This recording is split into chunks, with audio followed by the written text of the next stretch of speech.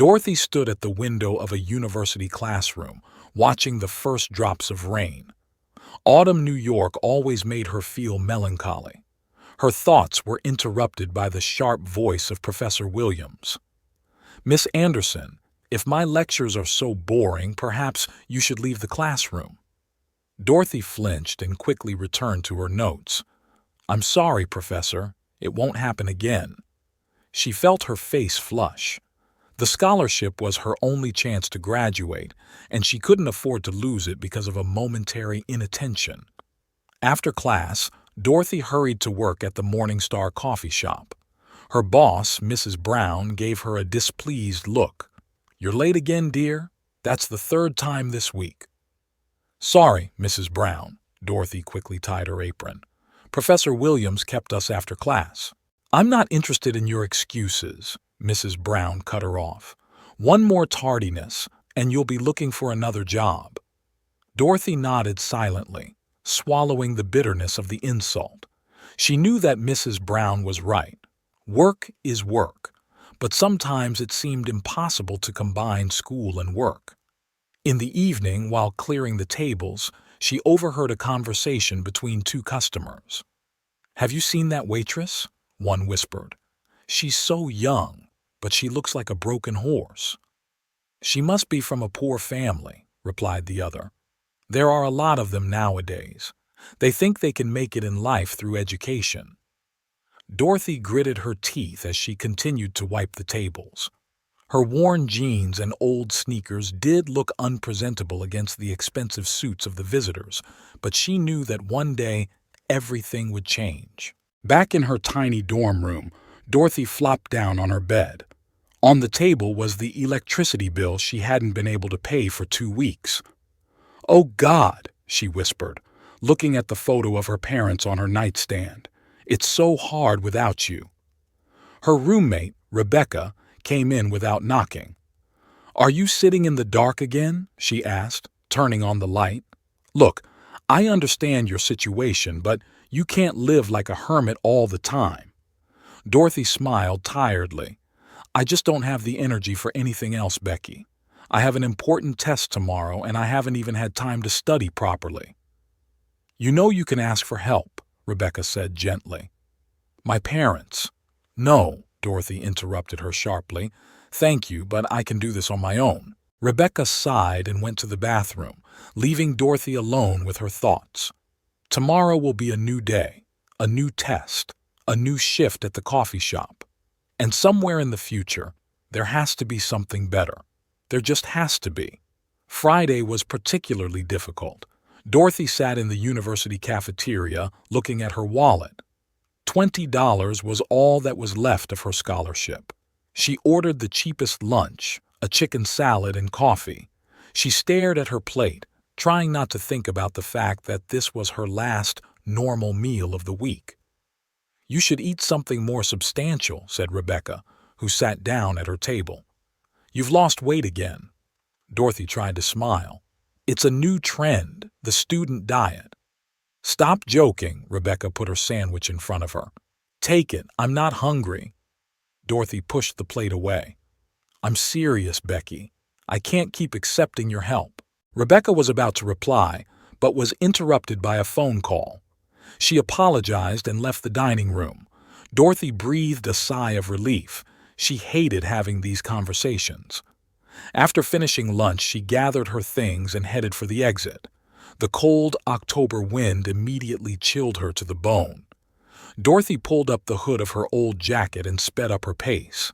Suddenly, her gaze stopped on a man sitting on a bench near the university square. His clothes were worn but clean.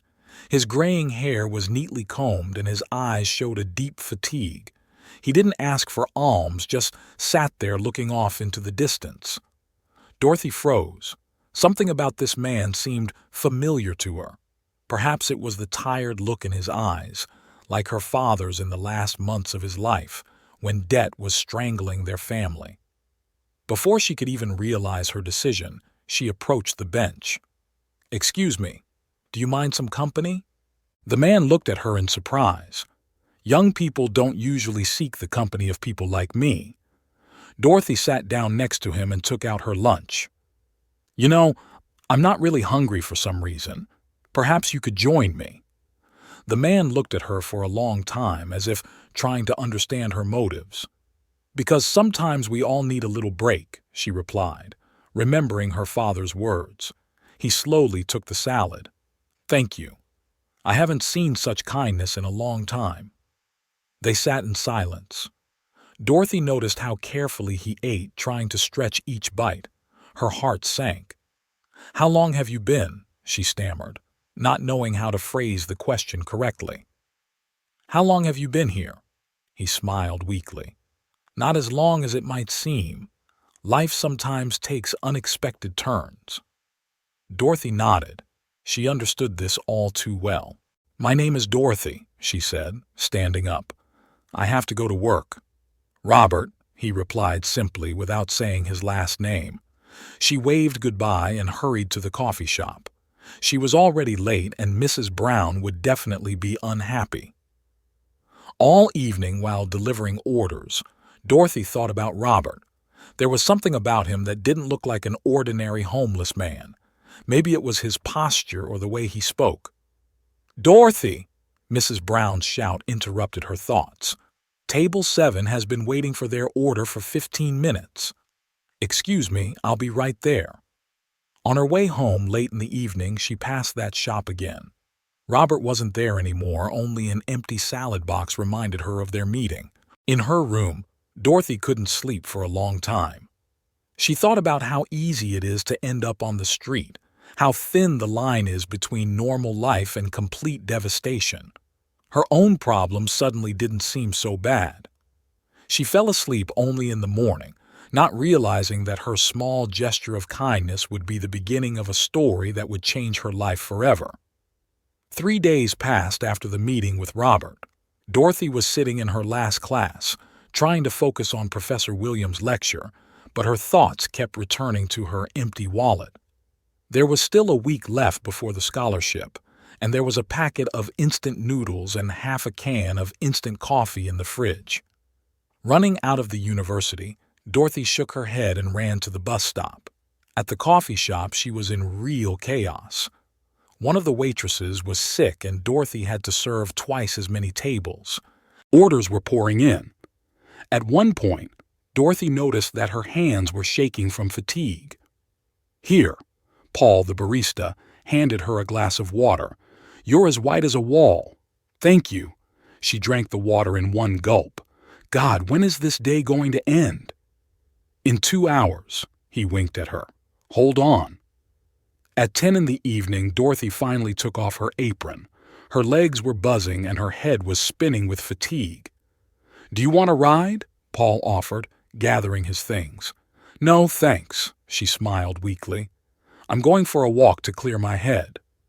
On the way to the dorm, Dorothy saw the black Bentley again. It was parked on the opposite side of the street, its headlights off. Something was wrong. She sped up her pace, clutching the can of pepper spray in her pocket. She heard the sound of an engine behind her as the car slowly moved in the same direction. Dorothy's heart beat faster. There were still 2 blocks to go to the dorm.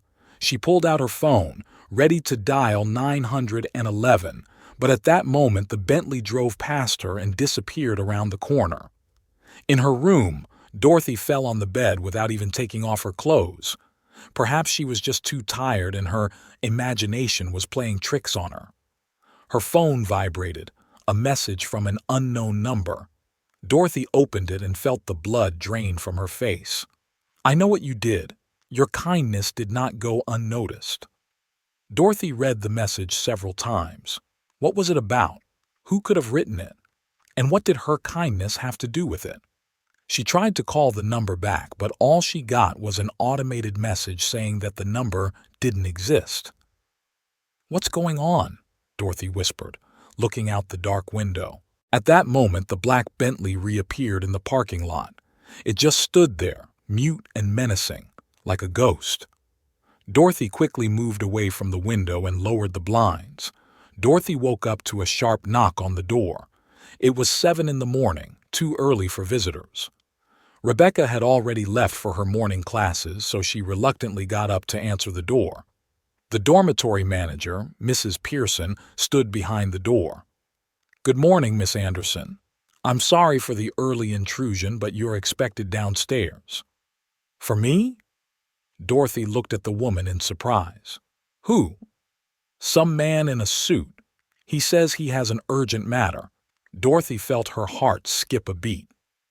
"Tell him I'm not here," she said. "Is this related to yesterday's message?" Mrs. Pearson raised an eyebrow. "He knows you're here, and he seems very insistent. You'd better go downstairs and find out what he wants." Dorothy quickly pulled on a pair of jeans and a sweater, trying to get herself cleaned up. A tall man in an impeccable navy blue suit was waiting for her in the dorm lobby. "Miss Anderson?" He turned to her. "My name is Michael Reynolds. I represent Wellington Partners." Dorothy knew the name one of the largest law firms in the country. "What can I do for you?" she asked, trying to hide the anxiety in her voice. Reynolds took a white envelope from his briefcase. "I was asked to personally deliver this invitation to you." "An invitation?" Dorothy took the envelope with trembling hands. "From whom?" "Unfortunately, I am not authorized to disclose this information," he smiled politely. "You will find all the details in the letter." When Reynolds left, Dorothy tore open the envelope. Inside was an elegant gold-embossed card. "Dear Miss Anderson, we invite you to dinner at Le Bernardin tonight at 7 o'clock. Your driver will be waiting for you outside your dormitory at 6:30 p.m. Dress code: elegant. Sincerely, R.W." Dorothy read the invitation several times. Le Bernardin was one of the most expensive restaurants in New York. She couldn't even imagine the cost of a dinner there. "What's going on?" she whispered. Dorothy couldn't concentrate on the first couple. Her thoughts kept returning to the mysterious invitation. R.W. Who could it be? And why such interest in an ordinary student? After class, Dorothy went to a coffee shop. Mrs. Brown met her with a displeased look. "You're working late today." "Actually," Dorothy hesitated, "I need to leave early. This is very important." "More important than work? I'll make it up to you on the weekend, I promise." Mrs. Brown looked at her for a long time. "This is the last time, Dorothy. Next time I'll just find another waitress." At 5, Dorothy returned to the dormitory. She had a little over an hour to get ready for dinner. "Here," Rebecca handed her a black dress. "It's my best one. It should fit." "Becky, I can't. Don't even argue. And sit down, I'll do your hair." At 7:30, Dorothy stood in front of the mirror, barely recognizing herself. The elegant dress emphasized her slim figure, and her hairstyle added sophistication to her look. "You look stunning," Rebecca smiled. "Just promise me you'll be careful, and call me right away if anything goes wrong." Outside the window, she heard the sound of a car. Dorothy went to the window and saw the same black Bentley standing below. "It's him," she whispered. "It's the same car. Maybe we shouldn't go after all." Rebecca looked at her friend anxiously. Dorothy took a deep breath. "No, I have to find out what's going on." She took one last look in the mirror, picked up her purse, and headed for the door. Something told her that this evening would change everything. A black Bentley pulled up in front of Le Bernardin at 7 sharp. The driver opened the door and Dorothy got out, trying to hide her excitement. The exquisite facade of the restaurant, decorated with elegant lamps, seemed unreal to her. "Miss Anderson?" The maitre d' approached her. "Please follow me." He led her through the main hall to a private office. Dorothy could feel the stares of the visitors on her. She clearly stood out among the local public, despite Rebecca's elegant dress. When the office door opened, she froze. Sitting at the desk was Robert, the same homeless man to whom she had given her lunch. But now he looked completely different. An impeccable suit, neat hairstyle, confident posture. "Good evening, Dorothy." He stood up to meet her. "I'm glad you accepted my invitation." "I don't understand," she muttered, sinking into the chair he pulled out for her. Robert sat down across from her. "Let me introduce myself properly. Robert Williamson, founder and CEO of Wellington Partners." Dorothy felt dizzy. Why? Why all this masquerade? He poured her some water. "You see, Dorothy, when you reach a certain level of success, it becomes difficult to distinguish between genuine kindness and self-interest. People see your status, your money, but not you. And you decided to pretend to be homeless." She sounded slightly reproachful. "Once a year I conduct an experiment like this. I live on the street for a week, watching people. In 5 years, you are the first person to offer me help without expecting anything in return." The waiter brought the menu. Dorothy looked at the prices and felt her throat go dry. "Don't worry about it," Robert said gently. "Order whatever you want." "Why am I here?" He put down the menu. "I've done some research on you, Dorothy. You're an excellent student, a scholarship holder, working as a waitress to make ends meet. But at the same time, you find the strength to help others. You were following me?" She remembered the black car. "I'm sorry about that. I had to make sure I wasn't mistaken about you." Robert took a folder out of his briefcase. Wellington Partners is launching a new internship program for talented law students. Full tuition, a stipend covering living expenses, and a guaranteed job after graduation. Dorothy felt her hands trembling. "And you want to offer this to me? Why?" "Because people like you, Dorothy, are rare. You have not only the intellect, but the heart. And that's exactly the kind of lawyer our firm needs." "This is too generous." Robert smiled. "You know, when I started out, I had nothing either. I lived in a tiny apartment and ate instant noodles. But someone believed in me, gave me a chance. Now it's my turn to give that chance to someone else." They talked until late in the evening. Robert talked about the company and his plans for the internship program. Dorothy gradually relaxed, her fear giving way to sincere interest. When the driver brought her to the dormitory, it was already 11 in the evening. Rebecca was waiting for her in her room. "Well, tell me about it." Dorothy hugged her friend. "Becky, you won't believe what happened." The next day she quit the coffee shop. Mrs. Brown was surprised, but when she heard about the internship she congratulated her sincerely. A week later, Dorothy was sitting in the spacious office of Wellington Partners, reviewing her first case. There was a photo of her parents on her desk. She knew they would have been proud. Sometimes a small act of kindness can change a whole life, and not just your own. It's been 3 years since she started as a junior associate at Wellington Partners. The work was stressful. She often had to stay up late and sometimes work on weekends.